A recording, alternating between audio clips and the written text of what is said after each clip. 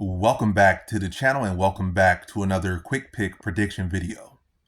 In this video, I'll be predicting the featherweight bout between Lerone Murphy versus Danny Ige, or Danny Ige. But how do I feel about this one right here? I'm going low confidence Lerone Murphy to beat Danny Ige. Really, all this fight that really comes down for me is why the confidence could not be, if this one element was eliminated, this could be a high confidence pick for me.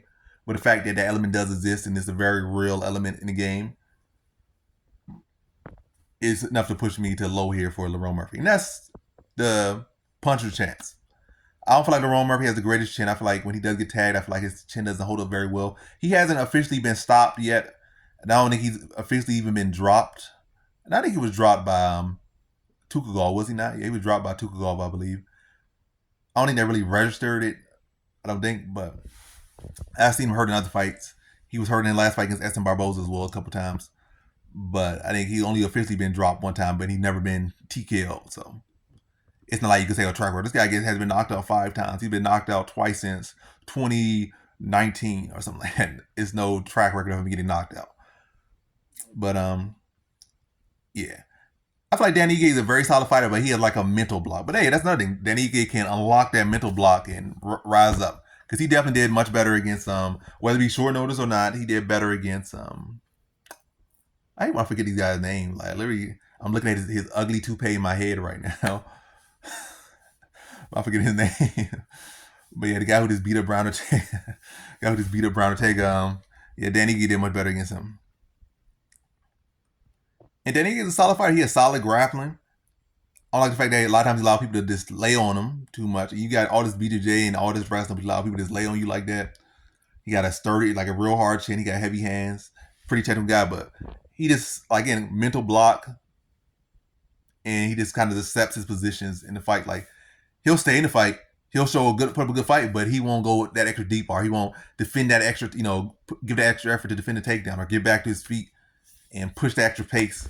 Like I said, he'll give you a good fight, but it seems like he won't give that extra he needs, or like he don't believe in himself to be able to do this, or he don't believe he deserves to be here. But putting his back against the wall like he about to be cut or something, he'll get pull off a win. But when he feel like, oh, I did enough, and I'm like, I have my spot secured in the UFC, I secured my contract. It seems like when he gets put in these matches where like he could get pushed to further, it's like he's pretty much. I can't say a time when he actually has achieved in that position in this spot right here.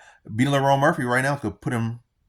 Especially given the fact that Diego Lopes, given the fact that he did step in on short notice and did give Diego Lopes a competitive fight. If he come out here and knock Lerone Murphy out or beat Lerone Murphy by inch or mile, he could be like one win away from a title shot, or one step in on short notice away from a title fight. Just winning this fight alone in any type of fashion, he could be a person that could be a step in title eliminate, replacement fighter for a title fight. But I just feel like it's not really a great track. Matter of fact, it's a pretty bad track record of him in these spots like this. And he just has a mental block, and I'm just going to lean to that mental block. I think Lerone Murphy is the better striker. I think Danny Ige has more power. I think he has a better chin, more experience at this level. But I think Lerone Murphy is a solid fighter, solid talent. He's the much better striker in my opinion. Barring getting clipped, I think he's a much better striker, much more active striker. Underrated wrestling grappling game. I think he can make some takedowns on Ige here when when needed, if necessary, or just to mix it up and get control time. Again, Ige does give up some takedowns. He does give up a lot of control time at times.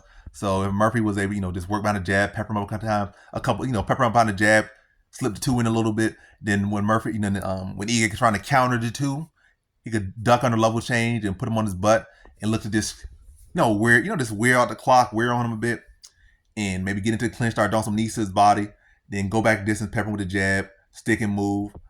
I can see that pretty much being a fight with Ige. Was that pretty much the same thing they had with Calvin Kattar? Well, Kattar didn't really mix in the rest too much, but Kattar was just able to pop him with the jab and 1-2 him all day, and Ige just was swinging these big overhands, and they were just coming up short or missing. And I can see Lerone Murphy fighting a similar fight and also mixing in takedowns and beating Ige to a decision here. So in this one, I have Lerone Murphy via decision.